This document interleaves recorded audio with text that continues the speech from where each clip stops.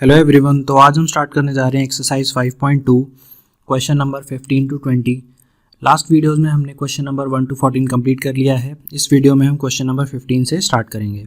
For what value of n are nth term of 2ap 63, 65, 67 and 3, 10, 17 are equal. बस हमें ये बताना है कि कौन सा nth टर्म होगा जो सेम होगा इन दोनों AP का। तो इसको प्रोसीड करने के लिए सबसे पहले हम इन दोनों AP का nth टर्म फाइंड आउट कर देंगे।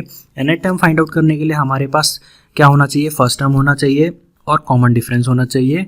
तो हम ये दोनों APs का निकाल लेते हैं और उसको यहाँ पे हमें फर्स्ट AP का फर्स्ट टर्म और कॉमन डिफरेंस दिया है। हमारे पास फर्स्ट टर्म है 63, कॉमन डिफरेंस है 2। हमने इसको nth टर्म के फॉर्मूला में पुट किया और हमारे पास आ गया इक्वेशन 1। सेम प्रोसेस हम इक्वेशन नंबर 2 में करेंगे। यहाँ पे हमारे पास फर्स्ट टर्म है a और कॉमन डिफरेंस है 7। अब इसको हम इस AP का हम nth टर्म फाइंड आउट करते हैं। अब हमारे पास दोनों APs का nth टर्म आ गया है और ये दोनों nth टर्म दोनों APs का जो है वो इक्वल है, तो हम इसको इक्वेट कर देंगे। उसके बाद इक्वेट करने के बाद जब हमने दोनों इक्वेशन को इक्वेट कर दिया तो हमारे पास एक इक्वेशन फॉर्म हो गई 61 + 2n = 7n - 4। अब जो n वाली टर्म है एक तरफ और न्यूमेरिकल टर्म है वो एक तरफ, इसके थ्रू हम फाइंड आउट कर लेंगे n की वैल्यू। तो इसमें हमारा आंसर आ गया n = 13। इसका मतलब क्या है, जो इन दोनों AP की 13 टर्म होगी वो इक्वल होगा। मतलब इन दोनों टर्म का जो 13th टर्म है उनका वैल्यू जो होगा इक्वल होगा। तो यही हमें फाइंड आउट करना था, तो इसको आप एक बार नोट कर लीजिए। Determine the AP whose third term is 16 and 7 term exceed the fifth term by 12। तो हमें इस क्वेश्चन में AP फॉर्म करना है और हम देख लेते हैं कि AP फॉर्म करने के लिए हमें इस क्वेश्चन में दिया क्या क्या गया है। हमें दिया गया है थर्ड टर्म मतलब A3 मतलब हमें थर्ड टर्म की वैल्यू दे रखी है 16 और उसके बाद हमें बोला गया है seventh term exceed the fifth term by 12।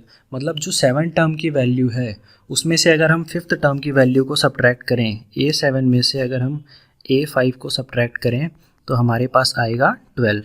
तो यही दो कंडीशन हमें गिवन है जिसके थ्रू हम AP फॉर्म करेंगे। इन दोनों कंडीशंस को हम क्या करेंगे, पहले तो इवैल्यूएट करेंगे, nth टर्म में एक्सपेंड करेंगे, देन उसके सब्सटीट्यूट करके आंसर निकाल देंगे। और AP फॉर्म करने के लिए हमें क्या क्या चाहिए होता है, AP फॉर्म करने के लिए हमारे पास फर्स्ट टर्म होना चाहिए और हमारे पास कॉमन डिफरेंस होना चाहिए। उसके बाद हम AP फॉर्म कर लेते हैं। तो चलिए स्टार्ट करते हैं। सबसे पहले हमने A3 टर्म दिया था, उसको हमने एक्सपेंड कर दिया, A + 2D = 16। उसके बाद ये फर्स्ट कंडीशन थी, इसको हमने फर्स्ट मान लिया। अब सेकंड कंडीशन में हमें क्या गिवन था, सेकंड कंडीशन में हमें गिवन था कि जो सेवन टर्म में से अगर फिफ्थ टर्म को सब्ट्रैक्ट करेंगे तो वो 12 आना चाहिए। मतलब seventh term exceed the fifth term by 12।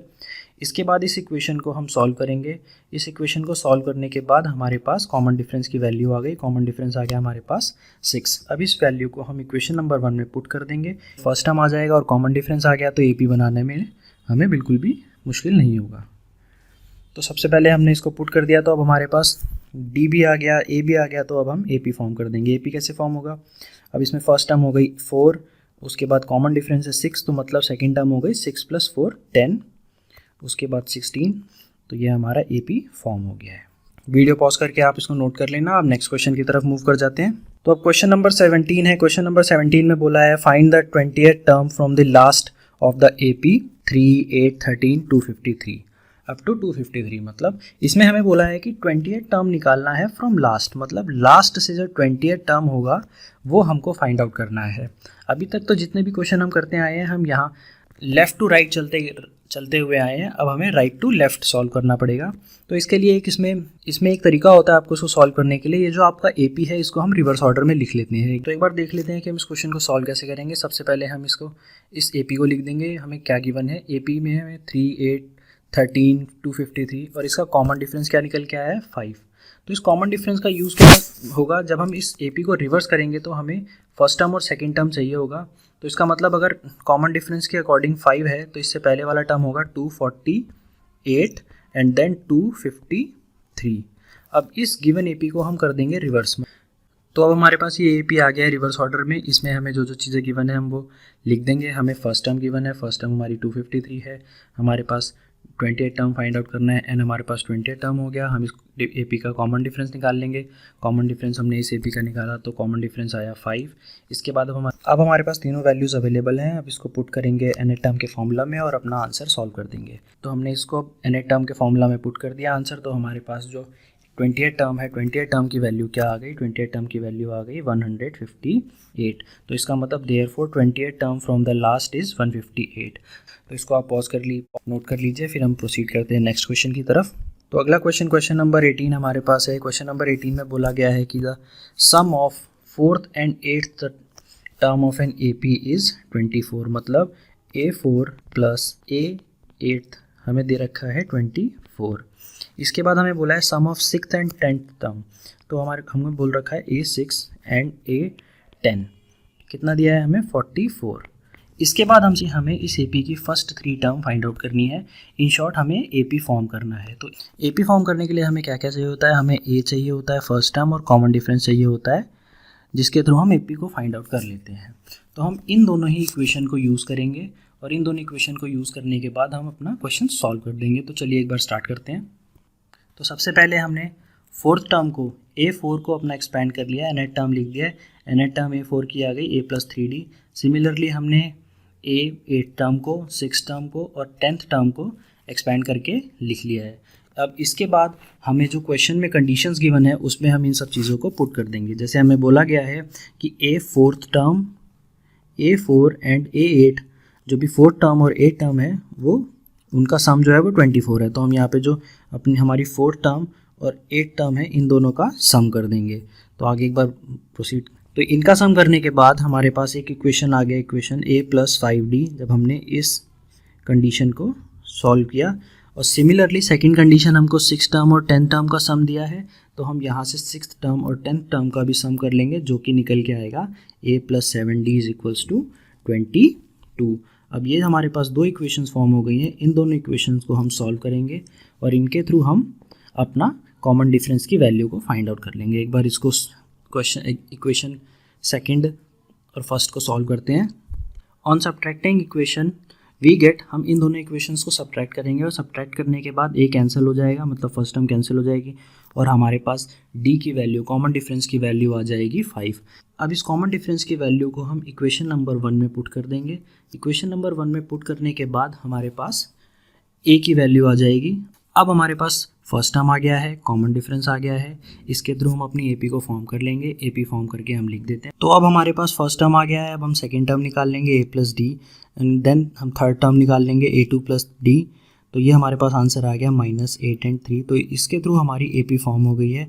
तो हमारा AP क्या फॉर्म हुआ, फर्स्ट टर्म हमारा 13 हो गया, सेकेंड टर्म हमारा -8 हो गया और थर्ड टर्म हमारा -3 हो गया। तो यही हमें सॉल्व करना था। इसको एक बार आप इसको वीडियो को एक बार पॉज करके आप इसको नोट कर लीजिए, फिर नेक्स्ट क्वेश्चन की तरफ मूव कर जाते हैं। नेक्स्ट क्वेश्चन हमारा है, नेक्स्ट क्वेश्चन में हमें बोला है Subba Rao started work in 1995 at an annual salary 5,000 and received an increment 200 each year. In which year did his income reach ₹7,000? तो हमें बताया गया है कि एक सुब्बा राव हैं जिनकी इनिशियल सैलरी जो थी वो 5,000 थी और हर साल उनका 200 रुपीज़ का इंक्रीमेंट लगता था। हमें ये बताना है कि किस ईयर में जाके उनकी जो सैलरी होगी वो 7,000 हो जाएगी। तो इस क्वेश्चन में आपको पैटर्न समझ आ रहा होगा कि हमारी फर्स्ट टर्म क्या है, फर्स्ट टर्म 5,000 है, हमारा कॉमन डिफरेंस क्या है, कॉमन डिफरेंस है हमारा 200 और हमारा nth टर्म मतलब जो लास्ट टर्म है वो कितनी है 7,000।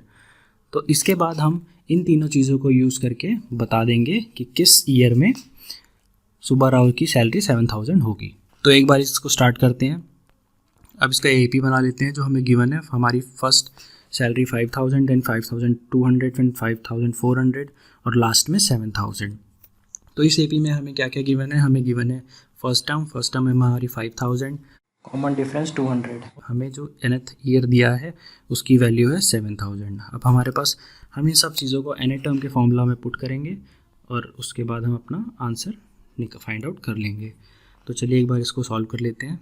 सॉल्व करने के बाद हमारे पास n की वैल्यू आ गई 11। इसका मतलब 11th ईयर में सुब्बा राव की सैलरी 7,000 रुपीज़ हो जाएगी और 11th ईयर कौन सा होगा 2005।